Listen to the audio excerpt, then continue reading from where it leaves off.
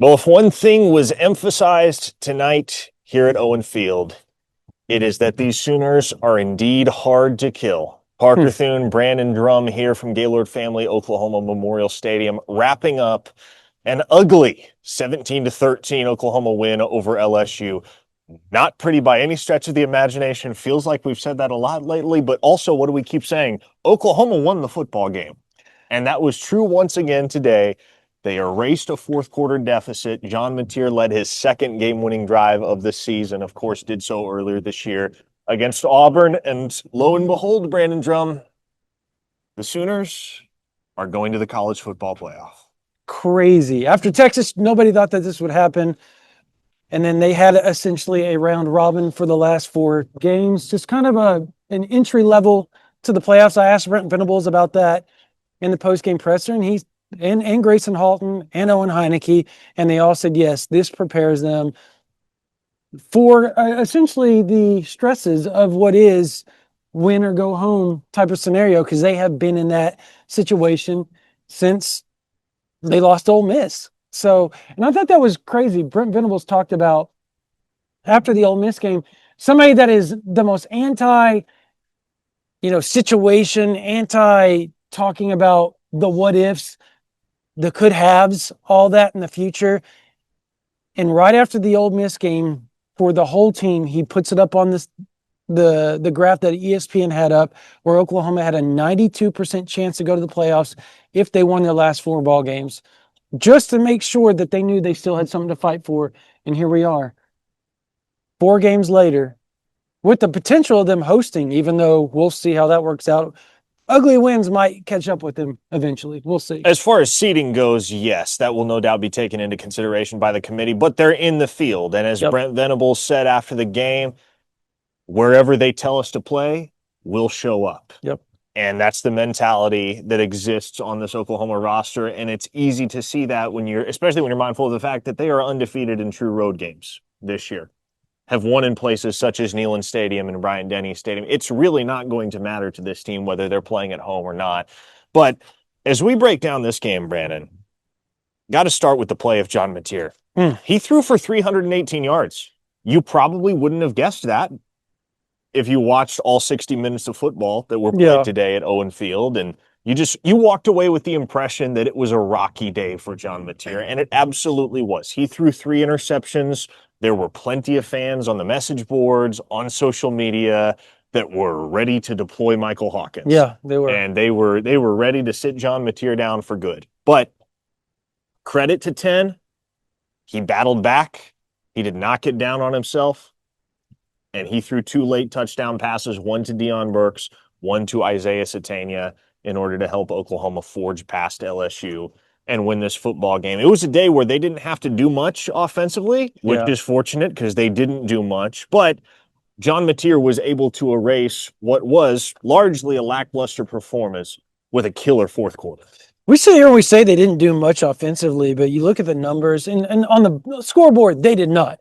But statistically speaking, yards-wise, it was the best game they've had since what? Ole Miss? Yeah. As far as yards go. They moved the ball. They just sabotaged themselves with those turnovers. Killed themselves. That is – OU was essentially Alabama in Tuscaloosa. Move the ball, turn the ball over. The difference is OU's defense was able to hold off LSU, and obviously LSU is in Oklahoma. They weren't going up against a team that is nearly as good as what Oklahoma is. But John Mateer, he's got to stop staring stuff down. That's number one. He does. He's got to stop deciding where he's going to throw the ball before the ball snap. And that's fine. Like the mistakes, he's got 3 weeks now essentially to iron out and get more healthy. Yep. And that's going to be the key, guys. Like, this is going to be the big key, is the health moving forward. You're going to have guys coming back that missed 2 of the last 3 weeks, right? R. Mason Thomas, right? Probably Jake Michaela is going to help out quite a bit. Like, you're going to have Xavier Robinson probably with 2 knees instead of none, which is good, right? It's hard to run the football with no knees. And shoulder with Torrey Blaylock. So you probably won't be seeing Jaden Ottrout out there for to pass block. on They did December not 19th and see the 20th. field today. Yes, he That did. did happen. He did not participate in the senior day festivities. Did you notice that? I didn't even think about He that. didn't walk with the seniors, which was kind of wild. I think he and Kendall Dolby were the only seniors that were not honored in the festivities. I So, there's a world, I'm gonna say it just here. There are people that think Kendall Dolby returns to Oklahoma next year inside the program. all right. Well, we will spin that as the reason why he didn't participate in senior day Yep. festivities today, but did not, no longer AWOL as of today. Got back on the field for Yeah. 4 snaps. Didn't do anything, but he was on the field because at the time, Torrey Blaylock was in the injury tent. Xavier Robinson was banged up. The guy that made the most plays for Oklahoma again on the offensive side of the ball was Isaiah Satania. And Dog. he's knocking on the door of 1,000 yards. That's a marker he's going to eclipse whenever the Sooners do participate in their first postseason game. 9 catches, 121 yards, and the game-winning touchdown today. And he went through senior day, mind you. He did. So That's I mean, going to be something to monitor. Redshirt junior.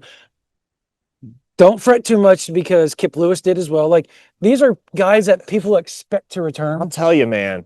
I'll tell you. Kip Lewis looked a lot like a guy that was taking it all in for the last time. And I don't know anything one way or the other. Kip Lewis was wiping back tears as he ran onto the field for his senior day introduction with Brent Venables. That would suck. Kip Lewis looked the most wistful about the whole experience. So I don't know if that means anything, but it was very conspicuous because I was right down there on the field as they were running out of the tunnel one by one, and he was easily the most emotional guy. Yeah, that sucks if that happens. But in the here and now, Isaiah Satania looked phenomenal once again. He caught a pass that Jermichael Carter probably should have caught in the first half and was completely missed. Or no, it was the third quarter. And it was completely missed by John Mateer. And then the very next play, John Mateer throws an interception across the middle. I talked to somebody after the game about that exact situation. They said, look, they were in the same, LSU was in the same coverage. We ran the exact same personnel. We just switched Jermichael Carter and Isaiah Satania. Touchdown that time. And they got, both of them got, Jermichael Carter got lost too. There was nobody within like 30 yards of Jermichael Carter. And he threw like an out route. I can't remember if it was to Burks or somebody, but it was an incomplete pass. And it was across the middle of Javani Gibson. And the very next play, interception. Got a little antsy, but look, overall, Isaiah Satania, how close is he to 1,000 yards? Quick math here. He is 53 yards away. Oh my. He is, I can almost guarantee he gets it next game, like one way or the other, because he's OU's main target. He could do it in one catch. Yep.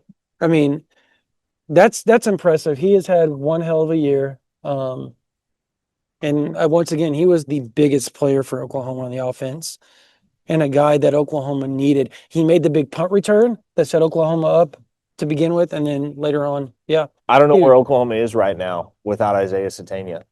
He has, at times, been the only guy that has anything working, seemingly, on the offensive side of the ball. And that was kind of the case today. Jaren Kanak made some nice contributions. I thought he had a really, really good senior day performance. Don't know how it looks like. I think 6 catches, for 54 yards. Was that the final tally for Jaren Kanak? But yeah, he had a bigger game than he has as of late, which was encouraging to see. Get the tight end working again. How shocked were you that they didn't get to Michael Van Buren at all today? Did they not sack him once? I don't think so. Wow. I have to look. I mean, I don't think so. LSU was stuck in the mud offensively, so not really gonna. I don't think there's much to complain about in that regard as to how I agree. Shut down LSU defensively. Yeah, big zero. Yeah, no sacks. Crazy. Both sides, no sacks. Never seen that. I don't think I've ever seen that. Have you ever seen that? No sacks either side in modern like pass football. It's not often you see something like that.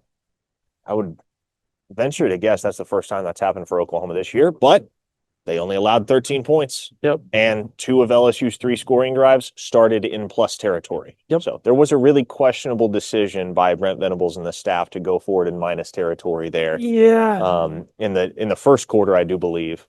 It and was. LSU converted that opportunity into a field goal. I don't really know why you give a weak offense a short field there, but Healthy Xavier Robinson, I get the call. He wasn't healthy, so no, yeah, he was you not. don't get it. I don't get it. Shout out to Fabechi Wiwu. I think that was a really underrated storyline of today. Mhm. The fact that Wiwu was called upon in an emergency situation to start at center with Jake Michaela on the shelf, and he performed very well, Brandon. He's At good. no point did you notice Fabechi Wiwu's play, which is No. exactly what you hope from your center. He was dominant. You didn't see him get pushed back a whole lot. Like you never saw him lose. And I believe Gabe Bikert said it on the telecast. Once he anchors down, Yep. he's not going Hard anywhere. guy to move, That is one of the 320 toughest plus guys. pounds. And from one center to another, there was some respect there. And I thought that says everything you need to because Iker knows center better than everybody. So, yeah, he did a phenomenal job and was called upon in a very, very short notice to do it. There's been a common denominator amongst all four of Oklahoma's Red November victories, Brandon. An interception from one of the Bowen brothers. And today, They're good. it was Peyton's turn. John Mateer gets a pass deflected at the line of scrimmage. Harold Perkins picks it off, runs it all the way back to the 3-yard line. Great hustle play by John Mateer, by the way, to run down Harold Perkins and prevent him from housing that.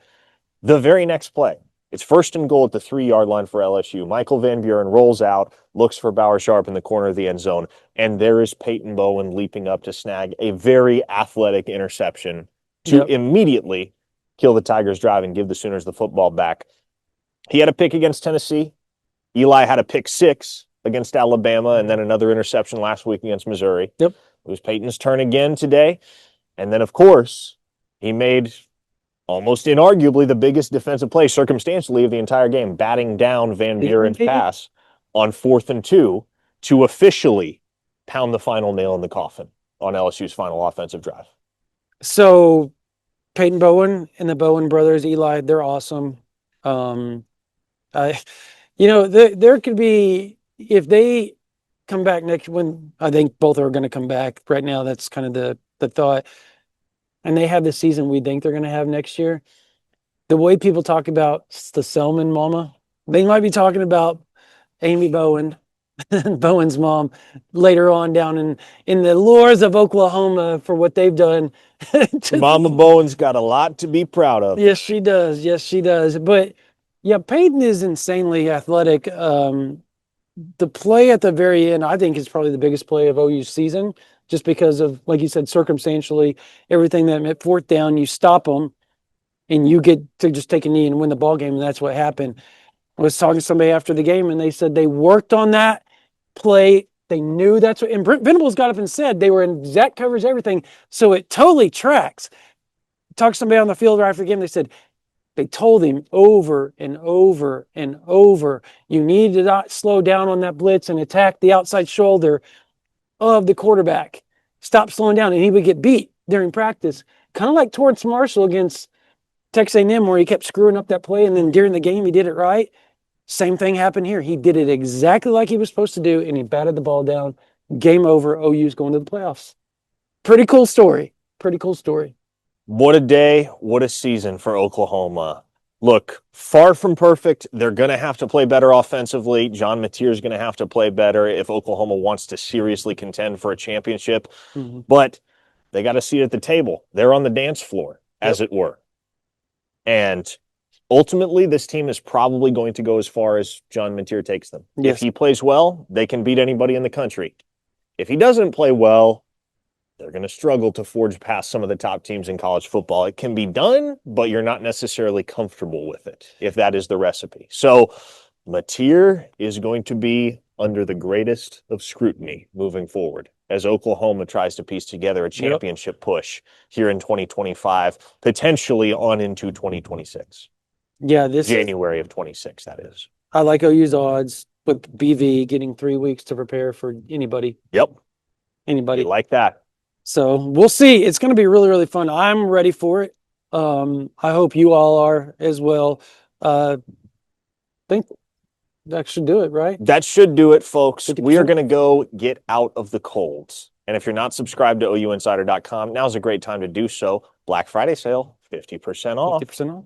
50% off. That's a smoking deal. Grab OUinsider.com, grab a membership for you or your favorite Sooner fan, a loved one in your life that loves all things Oklahoma. And we will be providing all the best Oklahoma football and recruiting intel in the market. Subscribe to this YouTube channel if you haven't already. That's free, doesn't cost you a dime. We are done. Calling it a night from Owen Field at Gaylord Family Oklahoma Memorial Stadium. For Brandon Drum, I am Parker Thune. We'll see you in mid-December.